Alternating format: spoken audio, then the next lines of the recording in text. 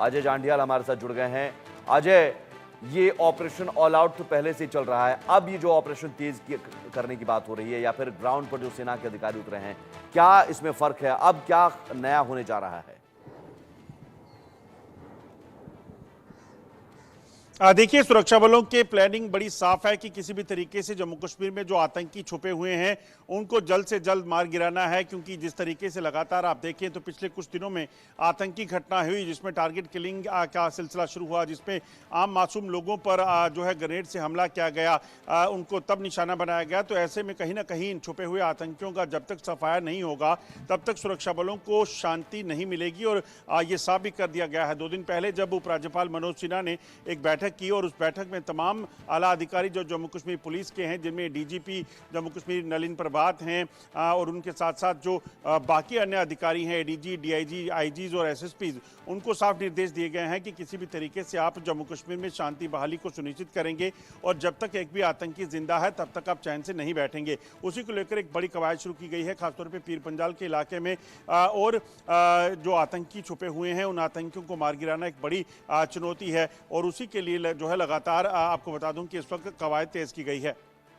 लेकिन क्या ये कवायद जो हाल के दिनों में कई सारे ऑपरेशन चलाए गए, आतंकियों को मारा भी गया है, उससे अलग होने जा रहा है? एक बड़े लेवल पर अब ये ऑपरेशन एक बार शुरू किया जाएगा?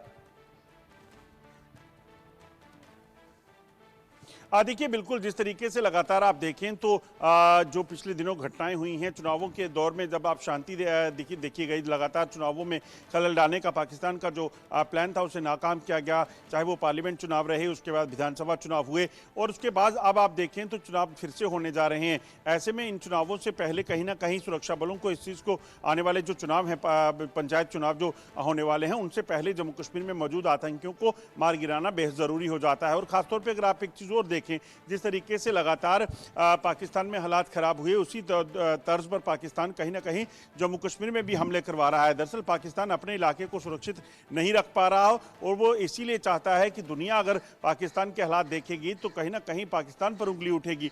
ऐसे में पाकिस्तान उसी तरह की जो है हमले यहाँ पर कराकर यहाँ पर जो है आतंकवाद को तेज करना चाहता है और ये मुमकिन हो सकता है, क्योंकि यहाँ पर आतंकी जो हैं वो 100 से ज़्यादा अभी भी छुपे हुए हैं। ऐसे में इन आतंकियों को मार गिराने के लिए कवायद इसलिए शुरू की गई है ताकि ये आतंकी कभी भी कहीं भी आतंकी हमला करने की जो कोशिशें कर रहे हैं, क्योंकि हमने देखा किश्तवाड़ में बीडीजी मेंबर्स की हत्या की गई। इससे पहले अगर आप देखें, गांदरबल में 7 मासूम लोगों को तब निशाना बनाया गया जब वो अपनी कंस्ट्रक्शन कंपनी के कैब में खाना खा रहे थे।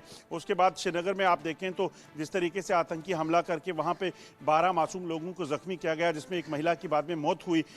ये सिलसिला जो चल रहा है, टारगेट किलिंग का सिलसिला जो त्राल में हुआ, शोपियां में हुआ, अनंतनाग में हुआ, ये सिलसिले जो हो रहे हैं, इन पर अगर अंकुश लगाना है पूरी तरह से, तो जब तक यहाँ पे आतंकी छुपे हुए हैं, जब तक ये मारे नहीं जाते, तब तक कहीं ना कहीं ये पॉसिबल नहीं हो पाएगा। इसीलिए इस कवायद को अब तेज किया गया है।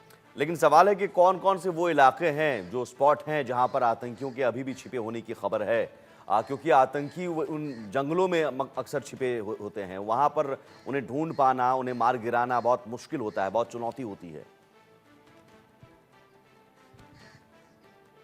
देखिए, बिल्कुल आप सही कह रहे हैं। जिस तरीके से जो जानकारियां मिली हैं, ये आतंकी जंगलों में छुपे हुए हैं और इन आतंकियों को मार गिराने के लिए, इसी के लिए जो है वो कवायद भी तेज़ की गई है। तमाम आला अधिकारी जो हैं उन्होंने ये फैसला पिछले कुछ समय में लिया है कि सेना के स्पेशल फोर्सेस के जवान और जम्मू कश्मीर पुलिस के जो एसओजी के जवान हैं, एंटी टेरर यूनिट्स की जो गठन किए गए थे, उनकी तैनाती जो है दूर दराज के इलाकों में की गई है। अभी आप देखें तो चाहे वो भारतीय सेना के आला अधिकारी हों या तमाम पुलिस के अधिकारी हों, वरिष्ठ अधिकारी जो हैं वो उन तमाम इलाकों में विजिट कर रहे हैं ताकि जो ग्राउंड फोर्सेस पे लोग हैं, जो ग्राउंड फोर्सेस हैं, जो जवान हैं, वहाँ पर जो अफसर वहाँ पे तैनात हैं, उनकी मोरल बूस्टिंग की जा सके और उनको कहीं ना कहीं जो है आए दिन जो है इन चीज़ों से जो जिनको कहीं ना कहीं रूबरू होना पड़ेगा, आतंकी हमलों हैं या तमाम चीज़ें, उन्हें कैसे फेस करना है, कैसे उनसे निपटना है, उस चीज़ को लेकर क्या उनकी प्रिपेयर्डनेस है, उसको लेकर उनसे कहीं ना कहीं चर्चाएँ हो रही हैं।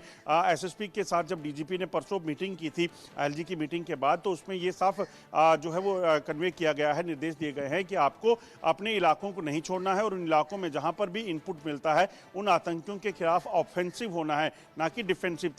डिफेंसिव होने का मतलब है कि आप इंतजार करेंगे जब आतंकी कोई हमला करेगा उसके बाद कार्रवाई होगी, मगर ऑफेंसिव होने का मतलब साफ है कि आपको अपने इंटेलिजेंस का इस्तेमाल करके, ह्यूमन इंटेलिजेंस हो या फिर आपके पास टेक्नोलॉजी का इस्तेमाल करके आपको उन आतंकियों को तलाशना है और उनके खिलाफ जो है वो कड़ी कार्रवाई करनी है। नहीं, ये सवाल अजय इसलिए भी क्योंकि 2 दिन पहले ही शोपिया में ठिकाना जो मिला था और वो ठिकाना अपने आप में पूरी कहानी बता रहा है कि कैसे वहाँ पर राशन, बर्तन, सब कुछ वहाँ इंतज़ाम था, AK-47 था और इस तरह के ठिकाने बनाए जाते हैं। और बहुत ठिकाने ऐसे होते हैं कि जंगलों में एक सुरंगनुमा या गुफानुमा या पेड़ की जड़ के नीचे बनाए जाते हैं। वहाँ पर आप उन आतंकियों को ढूंढने जाते हैं, उन ठिकानों को ध्वस्त करते हैं, तो एक बड़ी चुनौती होती है। शोपिया में जो ठिकाना ध्वस्त किया गया उसकी भी कहानी एक बार फिर से दर्शकों को बताइए। और लश्कर-ए-तैयबा का आतंकी पकड़ा गया था, तो एक चुनौती ये भी है कि जो आतंकी घुस आए हैं उन्हें तो पकड़ना है, मारना है, देखिए, लेकिन सीमा पार से कैसे घुस जा रहे हैं लश्कर-ए-तैयबा के आतंकी। देखिए क्योंकि ये जो इलाका है, टेरेन जो है, आप लाइन ऑफ कंट्रोल का अगर देखें तो दूर दराज का इलाका है, जंगल हैं, नदियां हैं, नाले हैं, पानी है, पहाड़ हैं। ऐसे में वहाँ पे हर जगह पर जो है एक ह्यूमन वॉल जो है वो क्रिएट करना पॉसिबल नहीं है। ऐसे में सेना की तैनाती जो वहाँ पे होती हैं, कुछ एक मीटर की दूरी पर जो है वो चौकियाँ रहती हैं। उन चौकियों के बीच में अगर बात की जाए तो जंगल हैं और इस समय सर्दियों के सीज़न में पूरे तरीके से कोहरा रहता है। ऐसे में उस कोहरे में आपको कुछ ही फीट की दूरी पर देखना मुमकिन नहीं हो पाता। तो ऐसे में शायद इन चीज़ों का फ़ायदा उठाकर आतंकी घुसपैठ करने में कामयाब रहते होंगे, मगर उन घुसपैठ करके आए आतंकियों को मार गिराने की कवायद जो है उसको भी तेज किया गया है। हालांकि ह्यूमन इंटेलिजेंस का, टेक्नोलॉजी का इस्तेमाल जो है वो लाइन ऑफ कंट्रोल के इलाके में IB पे किया जा रहा है, मगर फिर भी वहाँ चुनौतियाँ कई हैं। तो ऐसे में कहीं ना कहीं पॉसिबिलिटीज़ बन जाती हैं। मगर आपको एक चीज़ और बता दूं कि अब इन आतंकी जो यहाँ पहुँचे हैं उनको मार गिराने के लिए कवायद जो तेज़ की गई है, उसमें खासतौर पर इस चीज़ का ख्याल रखा जा रहा है कि वो इलाके जो पिछले लंबे समय से जहां पर तैनाती नहीं थी, क्योंकि जब ये हुआ था कि 2003-4 में जब ऑपरेशन सर्विनाश चलाया गया तो तमाम आतंकी जो थे उनको मार गिराया गया। जंगलों में आतंकी अपने ठिकाने बनाकर रहते थे, तो उन इलाकों से आतंकी मार गिराए गए थे, वहां खात्मा हो चुका था। मगर एक बार फिर से जब पाकिस्तान ने वही स्ट्रेटजी अपनाई और पाकिस्तान ने उस अपनी डर्टी गेम में एक बार फिर से जंगलों में इन आतंकियों को बसाया है, तो इन आतंकियों तक पहुंचने के लिए अब कवायद शुरू की गई है। जंगलों में सेना की, CRPF की, जम्मू कश्मीर पुलिस की तैनाती की गई है। एंटी टेरर यूनिट्स इसीलिए बनाए गए हैं और उसी का नतीजा है कि आप देखें तो आए दिन हम सुनते हैं कि आतंकी गिरफ्तार होते हैं, आतंकी उनके सहायक पकड़े जाते हैं, उनके हाइडआउट बस्ट होते हैं। ये तभी मुमकिन हो रहा है जब ये एक्शन शुरू हुआ है। शोपियां की जो आपने बात की उसमें एक अंडरग्राउंड जो है बंकर बनाकर उसके भीतर तमाम जो सुविधाएं हैं उसको वहाँ पे मुहैया करवाकर ये आतंकी अंदर छुपे हुए थे और इस ठिकाने का जब पता चला तो उसके बाद इस ठिकाने को ध्वस्त करके वहाँ पर एक शख्स को पकड़ा गया और उसके साथ साथ हथियार बरामद किए गए। इसी तरह के हाइडआउट जो है वो जंगलों में आतंकी बनाकर बैठे हैं। इस चीज़ की खास इनपुट है और उस इनपुट के आधार पर काम करते हुए सुरक्षा बल इस चीज़ को सुनिश्चित करेंगे कि यह सारे तमाम जो ओवरग्राउंड वर्कर है इस नेटवर्क को उखाड़ फेंका जाए। लेकिन एक बड़ी चुनौती उन मददगारों को लेकर भी है अजय। आप कुछ मददगार पकड़े भी गए हैं जो ग्राउंड सपोर्ट आतंकियों को कर रहे हैं, क्योंकि अगर हाइडआउट बनाए जा रहे हैं तो उन ठिकानों के बारे में लोकल सपोर्ट के बिना जानकारी आतंकियों को नहीं मिल सकती है। ज्योग्राफिकल सिचुएशन की जानकारी यहाँ के लोग जो मददगार होते हैं, लोकल सपोर्ट करने वाले, वो देते होंगे। राशन की सुविधा, बर्तन की सुविधा या फिर जो कुछ बुनियादी सुविधाएं हैं वो सुविधाएं उन तक पहुँचाने का काम मददगार करते हैं। तो एक बड़ी चुनौती वहाँ पर मददगारों को पकड़ना, और ये आतंकियों का सपोर्ट, अगर लोकल सपोर्ट बंद हो जाए तो बहुत हद तक कामयाबी मिलनी शुरू हो जाएगी। आप सही कह रहे हैं। जिस तरीके से लगातार आप देखें तो पिछले कुछ समय में आतंकियों ने इस तरह जो हाइडआउट्स बनाए थे, जब आतंकी रिहायशी इलाकों में छुपते हैं, इन जंगल में छुपते हैं, तो यकीनन इनके कहीं ना कहीं ओवरग्राउंड वर्कर जो हैं, इनके जो सहायक हैं, वो इनको मदद देते हैं। और यही सहायक पिछले कुछ दिनों में हमने देखा था कि जो टारगेट किलिंग के इंसिडेंट हुए उसमें जो है वो मुलविस भी हुए, उसमें शामिल हुए।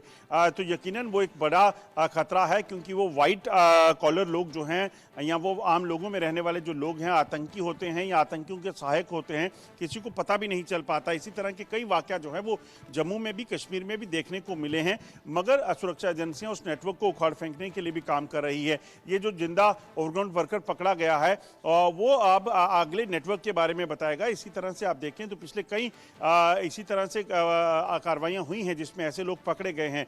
कई ऐसी प्रॉपर्टीज को सीज किया है जो आतंकी पकड़े जाते हैं या उनके फिर बाद में पता चलता है कि ये आतंकी जो हैं ये पाकिस्तान में बैठकर यहाँ आतंकी अपने नेटवर्क को चला रहे थे, तो उन आतंकियों के खिलाफ भी कार्रवाइयां हुई हैं। कई प्रॉपर्टीज करोड़ों रुपए की जब्त की गई हैं। तो ये लगातार कवायद की जा रही है, कोशिश की जा रही है कि जल्द से जल्द इन लोगों तक जो है पहुंचा जा सके, इस नेटवर्क को उखाड़ फेंका जा सके, ताकि आतंकवाद को रिवाइव करने का जो प्लान पाकिस्तान का है उसे कहीं ना कहीं नाकाम किया जा सके। ठीक है, बहुत शुक्रिया अजय तमाम जानकारी के लिए। तो जरूर अब एक आतंकी को चुन चुन कर मारने का प्लान तैयार हो चुका है और ऑपरेशन ऑल आउट के जरिए तमाम आतंकियों का सफाया किया जाएगा। एक छोटे से ब्रेक के लिए रुकते हैं, जल्द हाजिर होते हैं।